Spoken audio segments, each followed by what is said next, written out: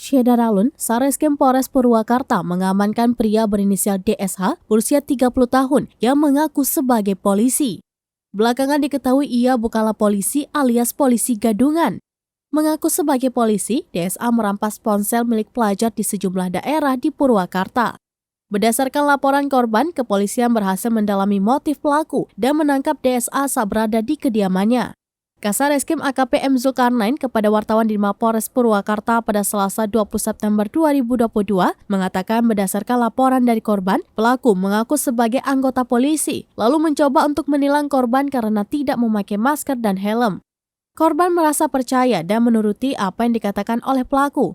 Mengenai modus merampas ponsel yang dilakukan oleh DSH, Zulkarnain menjelaskan bahwa pelaku menyuruh korban untuk menepi terlebih dahulu dan langsung menyita ponsel milik korban. Alasan pelaku menyita ponsel yakni sebagai barang bukti. Zulkarnain menjelaskan pelaku menjalankan aksinya dengan menggunakan atribut polisi seperti jaket provos, sepatu PDL Polri, dan koper polisi.